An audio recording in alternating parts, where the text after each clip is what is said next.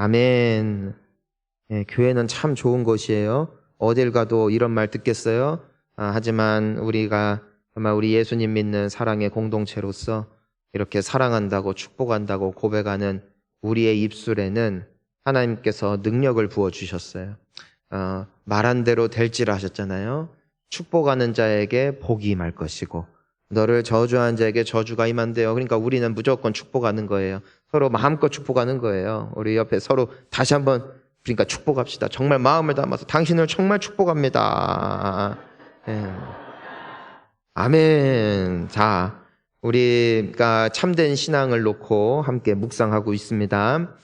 참된 신앙이란 하나님 앞에 살아가고 있는 모든 삶임을 우리가 함께 나누었습니다.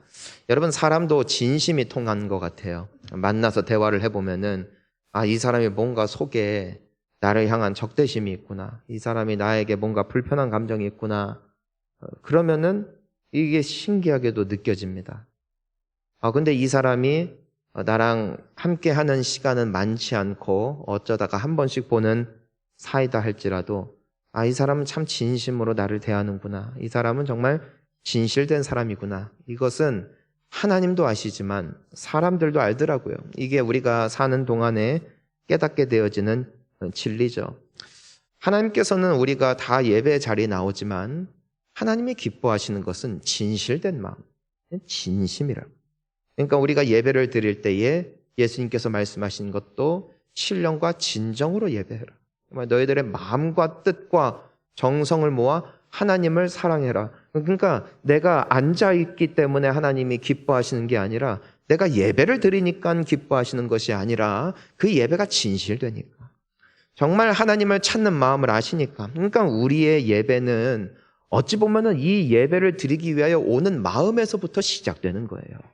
내가 앉아서 찬양을 시작했다. 내가 앉아서 이 말씀을 듣고 있다. 이것이 예배를 드리는 것이 아니라 하나님께서 가장 중요하게 보시는 것이 내 마음의 중심에 정말 하나님을 예배하고 있고 하나님을 바라보고 있고 하나님을 사랑하고 있는가. 하나님을 정말 사랑하는 마음으로 모인 곳이라면은 두세 사람이라도 괜찮다. 예수님의 약속이에요. 내가 그들과 함께 있을 것이다. 약속하셨다는 것이죠. 하지만 수천 명, 수만 명이 모인다 할지라도 그냥 모여가지고선 그냥 행사인 것처럼 옆에 친구 때문에 오고 그냥 유명한 목사님 와가지고선 그거 구경하러 오고 마음이 하나님께 향하여 있지 않고 그 행사에 빠져있기 시작할 때에 거기에 주님은 안 계시다는 것이에요.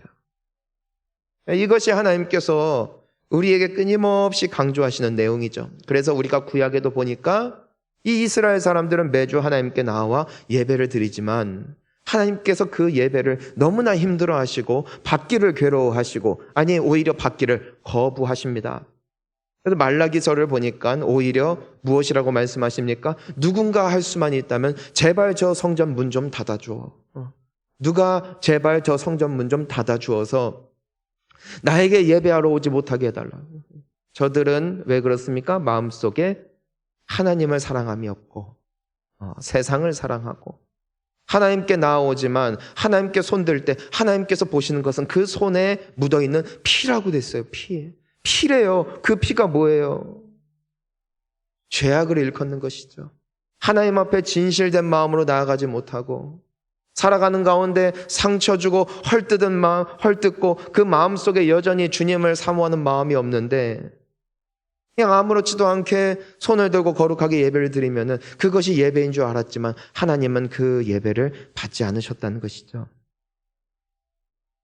여러분, 하나님은 진실된 자를 기뻐하십니다. 진실된 예배. 이것이 우리가 기억해야 되는 것은 내가 깨끗해야 된다가 아니에요.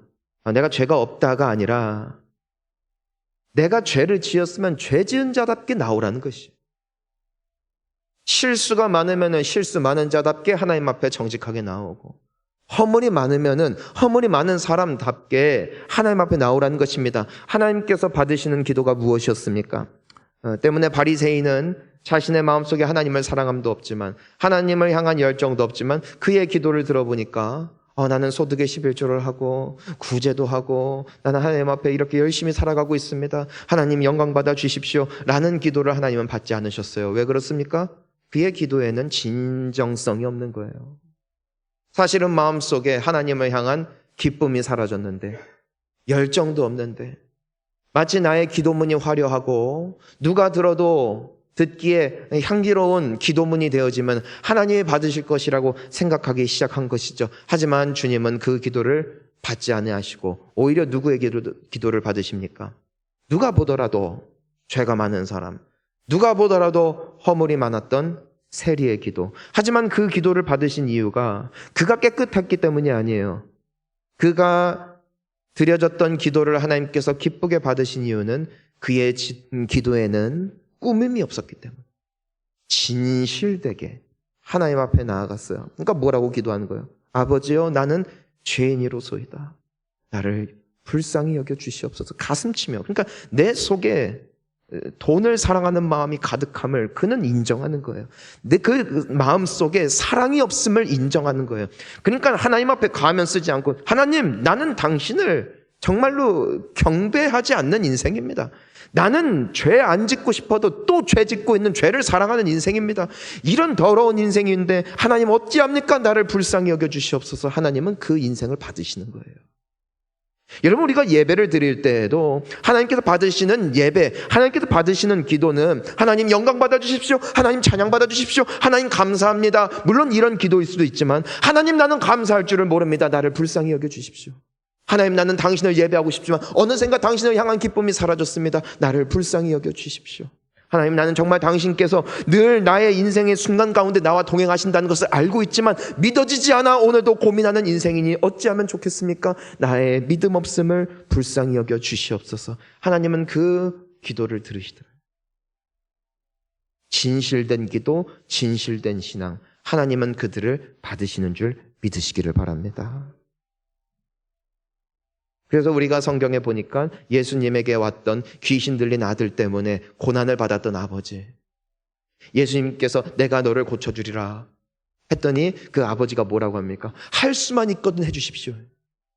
그랬더니 너가 왜 믿음이 없느냐 했을 때 그 아버지가 뭐라고 해요? 나의 믿음 없음을 불쌍히 여겨주십시오. 그때 예수님께서는 그래, 너 믿음 없지? 응? 왜 믿음이 없냐? 하면서 따지시는 게 아니라 그 고백을 받으시고 치유하신다는 거예요. 오늘 여러분, 상한 심령, 아픈 마음 주님 앞에 정직하게 내어드릴 때 주님은 치유하십니다. 내가 열어드릴 때 주님이 들어오십니다.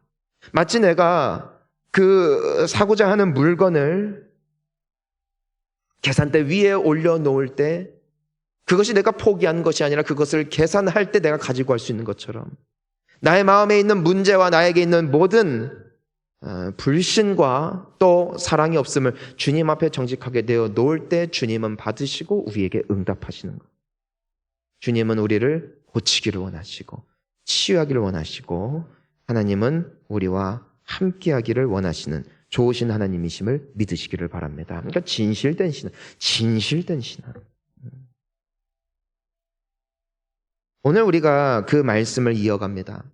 사실 참된 신앙은 우리가 지난 몇 주간 나누었을 때 나와 하나님, 내가 하나님 앞에 얼마나 진실되냐가 너무나 중요하다는 것을 우리가 함께 나눌 수 있었습니다. 그런데 오늘 말씀은 거기서 한 단계 더 나아가요. 내가 하나님 앞에 진실되고 하나님 앞에 살아간다는 것은 또한 무엇을 의미하는 것인가? 우리 먼저 오늘 본문 말씀 14절 말씀을 함께 읽어봅니다. 시작. 너희가 사람의 잘못을 용서하면 너희의 하늘 아버지께서도 너희 잘못을 용서하시려니와. 아멘. 자, 우리가 알고 있는 예수님의 황금률을 우리는 기억하고 있습니다. 마태복음 7장 12절에 나와 있는데 우리 함께 읽어볼까요?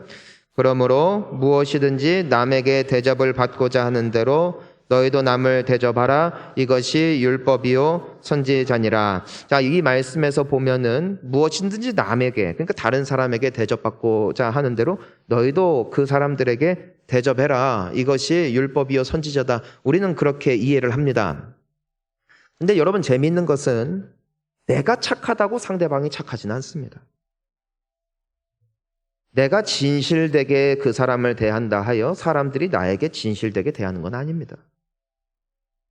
더 나아가 내가 용서했다 하여 반드시 다른 사람들이 나를 용서하는 건 아닙니다.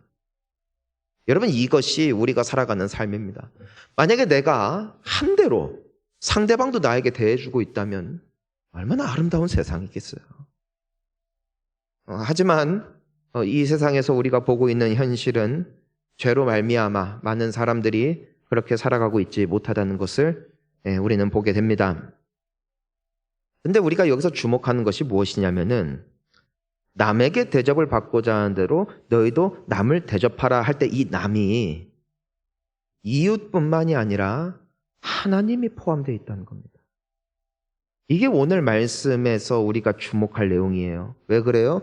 너희가 사람의 잘못을 용서하면 너희 하늘 아버지도 용서하신다. 즉, 너희들이 용서를 받기 원하면 너희도 용서해라. 즉, 남에게 대접을 받고자 하는 것이, 남이라는 것이 단순히 타인들을 말하는 것이 아니라 누구를 포함한다?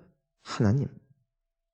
하나님에게 대접을 받고자 하는 대로 너희도 남을 대접하라. 이게 오늘 우리가 볼 수 있는 말씀입니다. 과연 하나님께서는 그러한 분이심을 우리에게 말씀하고 계시다는 것이에요. 내가 하나님께 하듯 사람에게 하는 것. 내가 그 사람 때문이 아니라 하나님을 위하여 선택하는 것. 이것이 참된 신앙이라는 겁니다. 자, 우리가 사실 이 하나님은 과연 그런 분이십니다. 너희들이 대접을 받기를 원하는 대로 대접하라. 이것은 인간 세계에 있는 상황만 말씀하시는 것이 아니라 하나님과 우리의 관계에도 동일하게 말씀하시는 내용입니다. 우리 예레미야서 29장 12절과 13절을 보면 이렇게 기록되어 있죠. 너희가 내게 부르짖으며 내게 와서 기도하면 내가 너희의 기도를, 자, 여기에서 무엇이 전제되어 있냐면 내가 너희의 기도를 들을 것이다. 근데 언제요? 너희가 내게 부르짖고 내게 와서 기도하면 들을 것이다. 즉, 기도하지 않아도, 헌신하지 않아도, 드려지지 않아도 나는 너희들에게 다 베풀 것이다 말씀하시는 게 아니라 너희들이 나에게 부르짖고 나에게 기도할 때 너희 기도를 들을 것이다. 자, 13절도 함께 읽어볼까요? 너희가 온 마음으로 나를 구하면 나를 찾을 것이요 나를 만나리라. 아멘. 그냥 내가 성전에만 나오면 하나님이 나를 만나주시는 게 아니라, 그냥 내가 마음만 품어도 하나님이 나를 만나주시는 게 아니라 온 마음으로 하나님을 구하고 온 마음으로 하나님을 찾을 때 그때 우리는 주님을 만나게 된다는 것입니다. 그러니까 하나님의 말씀은 이거예요. 너 나를 만나기를 원하니? 그러면 네가 먼저 나에게 와야 된다. 그러니까 네가 나를 찾기를 원하느냐? 그럼 네가 나를 찾아야 된다. 너 은혜를 받기를 원하느냐? 여기서 더 나아가는 거예요. 하나님과 관계에서 오늘 말씀은 어디까지 이어지는 거예요? 이웃에까지 이어지는 것이에요. 네가 은혜를 받기를 원하느냐? 그럼 네가 은혜를 베풀어라. 너가 긍휼함을 얻기를 원하느냐? 그럼 네가 긍휼한 자가 되라. 오늘 말씀입니다. 네가 용서를 받기를 원하느냐? 그러면 너도 용서하는 자가 되라. 이것이 참된 신앙입니다. 우리가 주기도문을 보면 이런 고백이 있습니다. 우리가 우리에게 죄 지은 자를 사하여 준 것 같이 우리의 죄를 사하여 주옵소서. 그러니까 우리에게 죄 지은 사람들은 있다는 겁니다. 하지만 내가 하나님의 용서를 기대하기 위해서는 내가 어느 자리에 서 있을 때 그 기도가 위력이 있고 힘이 있고 유효하다는 것입니까? 내가 용서함으로 하나님께 용서를 구할 때 그 기도가 응답된다는 겁니다. 결국 기도의 완성은 내가 아름다운 기도문으로 하나님 앞에 아뢰고 나의 죄를 다 토해내고 예수님의 이름으로 기도합니다가 기도의 완성이 아니라 그 하나님의 응답을 바라는 나 또한 하나님의 긍휼과 은혜에 힘입어 그 삶을 살아낼 때 그 기도에는 응답이 크다는 겁니다. 용서란 용서를 구하는 행위이며 참된 회개의 자세라는 것입니다. 즉 그 사람을 용서하기 위한 나의 양심으로, 나의 마음으로, 나의 생각 때문에 그 사람을 용서하거나 하지 말거나를 정하는 것이 아니라 결국 내가 그 상대방에게 은혜를 베풀고 그 상대방에게 사랑을 주고 그 상대방에게 용서를 베푸는 이유는 단순히 그 사람과 나의 관계에서 그치기 때문이 아니라, 만약에 그거라면 우리는 용서 안 해도 됩니다. 안 보면 끝이니까. 하지만 오늘 적어도 우리가 말씀을 보면은 그 행위가 하나님과 연결되어 있기 때문에 나의 영혼을 위하여, 나와 하나님과의 관계를 위하여 이 관문은 반드시 넘어가야 한다는 것이에요. 여러분, 우리가 이 용서에 관하여 1만 달란트 빚졌던 자의 비유를 우린 다시 한번 마음속 깊이 새기며 또 생각을 해야 됩니다. 어떤 일이 있었습니까? 한 사람이, 한 종이 왕에게 빚을 지는데 사업을 하다가 망했는지 무려 1만 달란트를 빚졌다고 되어 있습니다. 당시에 일반 노동자들이 1달란트를 벌기 위하여서는 몇 년을 일해야 했냐면은 무려 25년을 일해야 됩니다. 25년 동안 한 푼 쓰지 않고 꼬박 모으면 1달란트를 모을 수가 있습니다. 근데 지금 얼마를 빚졌다고요? 1만 달란트라고요. 그러니까 산술적으로 따지면은 이 사람이 그 빚을 갚기 위해서는 몇 년을 일해야 되는 것이냐? 25만 년이 걸린다고요. 그러니까 이게 가능하냐? 탕감받지 못할 빚을 졌다는 것입니다. 그때 이 사람이 자신이 갚을 수 없다는 것을 깨닫고 왕에게 어떻게 합니까? 눈물을 흘리며 간청합니다. 한 번만 기회를 달라고, 한 번만 용서해 달라고, 나의 자녀들과 아내를 빼앗지 말라고, 그냥 조금만 기다려주시면 안 되냐고 애걸복걸하면서 왕에게 간청합니다. 이 왕은 좋은 왕입니다. 어떻게 합니까? 그를 딱히 여기고 불쌍히 여겨서 용서해 주죠. 여러분, 이것이 우리가 하나님께 받은 은혜임을 우리는 믿습니다. 여러분, 내가 지은 죄 얼마나 큽니까? 평생을 선행을 베푼다 할지라도 내게 있는 모든 금전을 하나님께 다 바친다 한들 그 죄를 씻을 수 있을까? 내가 남아있는 인생 주님의 나라에 헌신하고 교회를 위하여 충성한다 한들 나의 죄를 조금이라도 씻을 수 있을까? 주홍빛 같은 나의 죄 씻을 길이 없어요. 하지만 우리가 하나님으로부터 받은 은혜가 무엇입니까? 하나님, 나는 죄인입니다. 나를 불쌍히 여겨 주시옵소서. 예수 그리스도의 보혈에 의지하여 내가 나아가오니 나의 죄를 씻어 주시옵소서. 간청하며 기도했을 때 하나님께서는 값없이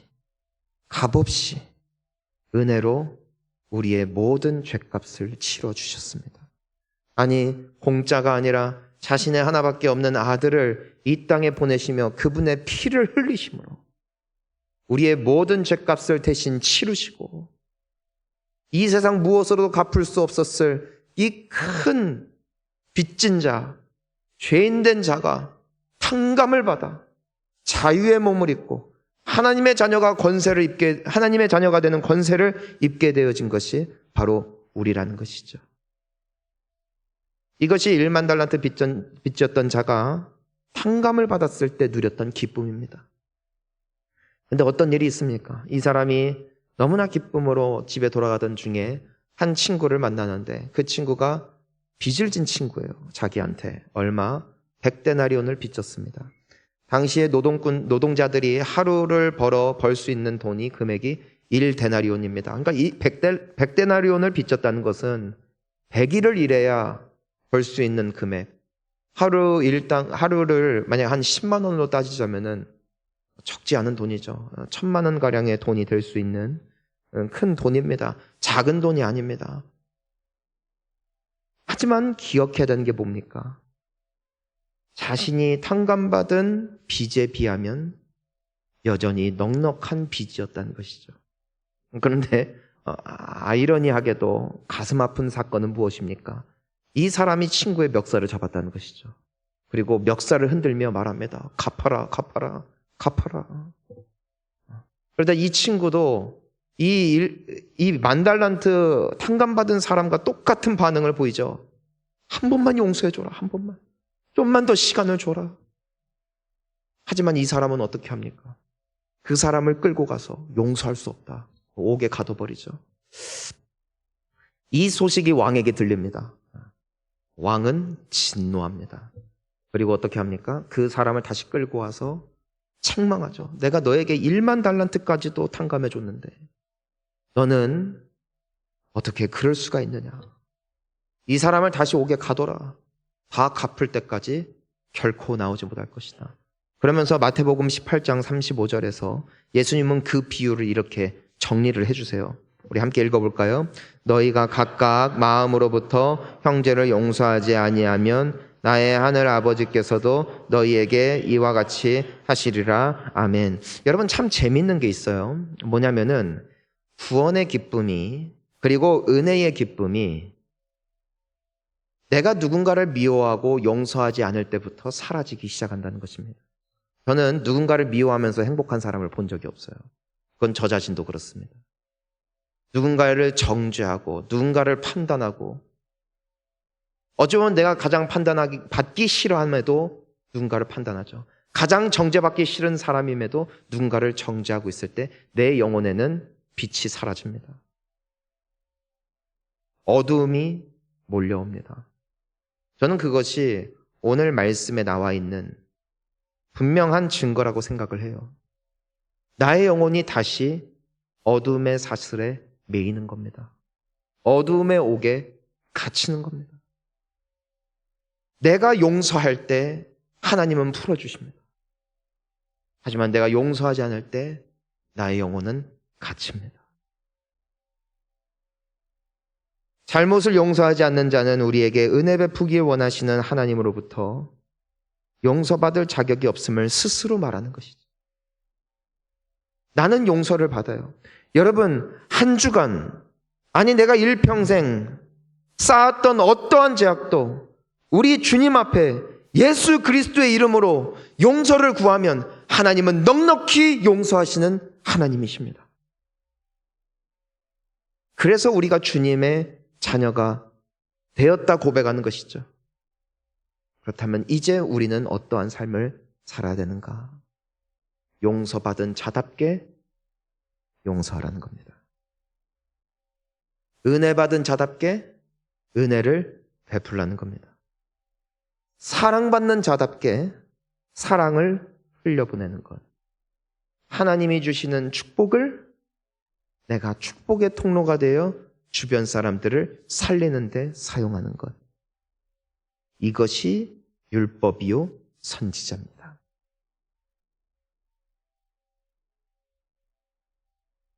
여러분, 우리가 하나님으로부터 받기를 원하는 모든 은혜를 생각해 보십시오. 자, 우리가 하나님으로부터 사랑의 음성을 듣기를 원합니다. 내가 너를 기뻐한다. 내가 너를 사랑한다. 사랑하는 성도님 여러분, 우리가 그런 사람이 될 수 있기를 축복합니다. 입술의 모든 험담과 욕설과 혹언은 끊어져야 됩니다. 왜 그래요? 우리는 하나님께 그런 말 듣고 싶지 않거든요. 재밌는 건 정죄하기를 좋아하는 사람은 늘 하나님 앞에 신앙과 양심의 가책을 느끼며 살아갑니다. 참 재밌는 거예요. 나는 막 남 욕하면서 하나님으로부터 난 늘 사랑의 음성을 느끼는 사람을 저는 본 적이 없습니다. 그건 저도 마찬가지. 나는 다른 사람에 대해 막 악담을 퍼붓는데 하나님의 말씀을 들으면서 이것은 나를 향한 하나님의 말씀이야. 여러분, 이것은 우리가 잘못 가고 있는 거예요. 결국 우리가 남에게 선한 행실, 착한 행실을 살아내기 위하여 부단히 애를 쓰고 은혜를 베풀고 용서하기를 부단히 애쓰는 이유는 그 사람들로부터 내가 받을 무언가에 있지 않다는 것입니다. 내가 무엇을 하든 죽게 하든 그때 하나님은 갚으십니다. 남들은 내가 행한 대로 갚지 않아요. 그것이 세상입니다. 하지만 내가 상대방을 향하여 어떤 말을 하든 어떤 행위를 선택하든 그것이 주님을 위함이 되어질 때 하나님은 갚으십니다. 내가 용서할 때 용서의 은혜를 주세요. 저는 그것을 많이 느끼는데 여러분들도 그럴 거예요. 마음에 꽁 하고 있을 때는 막 예배할 때도 답답하고 기도할 때도 답답하고, 근데 내가 은혜 가운데 주님, 내가 주님 봐서 용서합니다 하면은 상대방은 몰라. 나는 행복해. 여러분, 세상에서 가장 행복한 사람이 누구예요? 사랑하는 사람이죠. 내가 막 배우자나 자녀들 혹은 부모에게 막 원망과 아쉬운 마음을 갖고 살면은 상대방도 불행하지만 제일 불행한 게 누구냐면 나예요. 하지만 그들을 사랑할 때 누가 행복합니까? 내가 행복해요. 그 사람을 축복하고 잘했다고 등 두들겨주고, 그렇죠? 만났을 때 서로 안아줄 때 누가 행복해요? 왜 하냐고요? 당신을 사랑하고 축복합니다. 우리가 고백했잖아요. 그 고백을 할 때에 저는 한 사람도 인상 쓰는 분을 못 봤습니다. 사랑합니다, 축복합니다 말할 때 어색할 수는 있지만 그 마음속에 행복이 있죠. 그런데 똑같은 말이라도 서로 얼굴 보고 당신은 참 재수가 없습니다 하면 말하는 나도 민망스럽고 듣는 사람도 괴롭죠. 왜 이웃에게 잘해야 될까?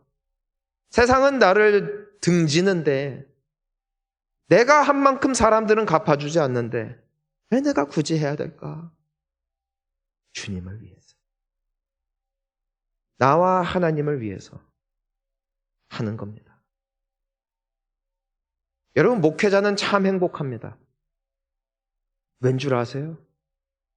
늘 성도들을 위해 축복 기도하기 때문입니다. 저는 여러분 한 분 한 분 놓고 기도할 때 무조건 축복 기도해요. 걱정 마세요. 혹시라도 여러분 이름이 블랙리스트에 있지 않을까.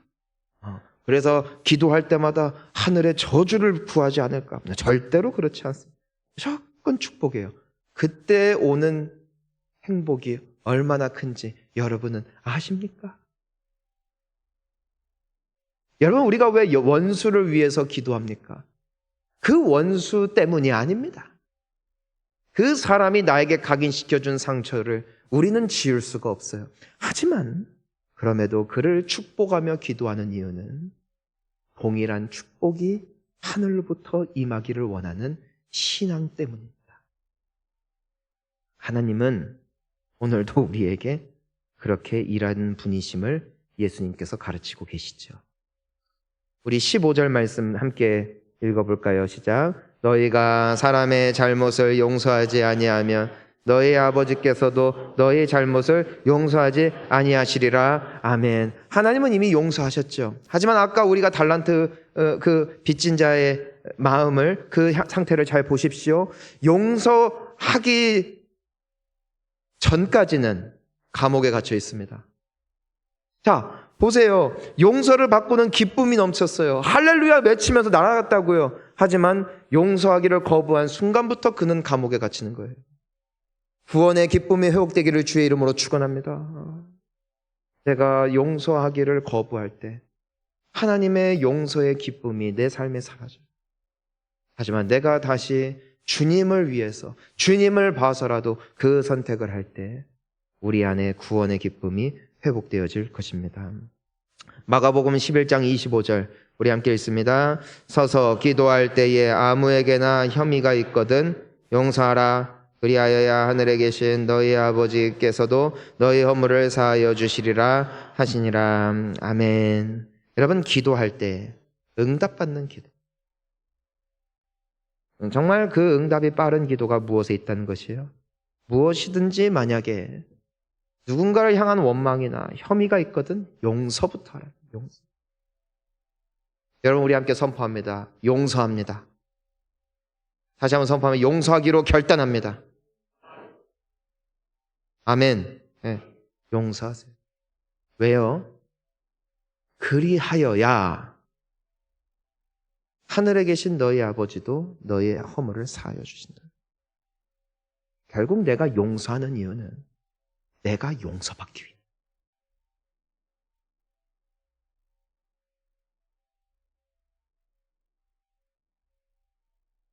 하나님의 은혜가 여러분과 함께 하시기를 주의 이름으로 축복합니다.